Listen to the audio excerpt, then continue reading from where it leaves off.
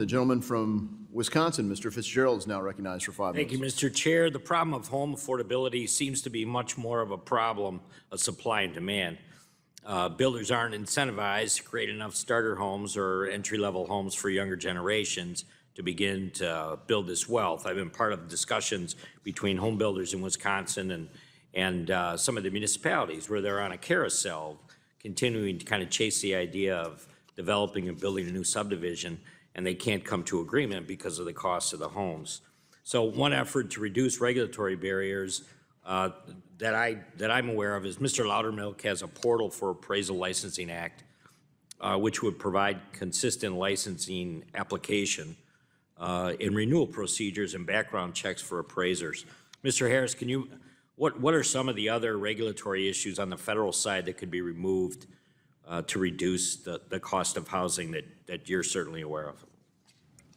Well, I think if we take a look at the federal side of the regulations, EPA, WOTUS, the Endangered Species Act, all of which add to the front-end costs of even just getting the permit or the development started, right? We talk about the $93,000 per house. It's really hard to build affordability or affordable properties, or what we like to call attainable properties, those that people can actually own on their own and start building family wealth, the kind that will stabilize families, stabilize neighborhoods, stabilize employee and volunteer bases. So we really think that if we take a hard look at those processes that add to the front end cost, which usually means that you have got specialists and consultants, all of which you're paying for every meeting in which you meet with the city or the county about. So I think those are a good start. Very good, thank you. Let me kind of shift gears here. Last week, the Biden-Harris administration announced a policy proposal that would prohibit landlords with 50 or more units from taking depreciation deductions if they raise the rent by more than 5% per year. Rent control policies have a poor track record of maintaining house affordability. Mr. Schlomer, can you speak to the negative effects of such a policy, and what are those effects, and what would be the negative effects on housing supply problem that we're facing right now? Thank you, Congressman. I'd be happy to address that. As I mentioned in my earlier remarks, there is a plethora of research that's been done on the impact of rent controls, on the detrimental impact that it has on new housing supply. I think a great current case study occurs in the twin cities of Minneapolis and St. Paul.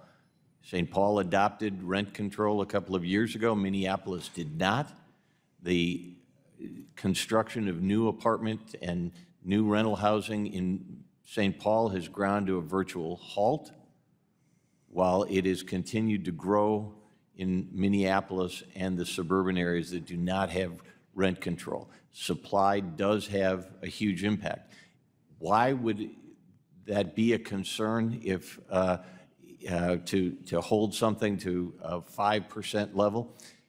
From January of 2022 through June of 2023, the cost for my company to develop a new apartment community, a new apartment home, increased by 42%.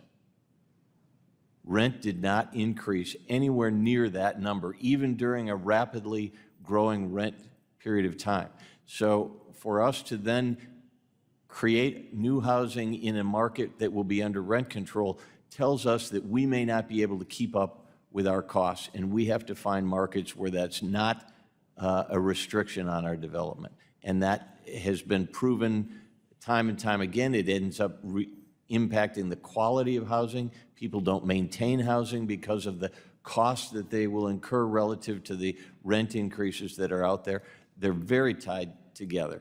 And so the solution, as we've said before, is to create more housing, and I think we all agree with that. The question is, will regulation, will further burdens to cost, and yes, the representative is correct that much of that occurs at the local level and the state level, but there are incentives that the federal government can offer to prevent further regulation and to try and take some of that back, to increase density of housing, those kind of things, to allow more supply to be created.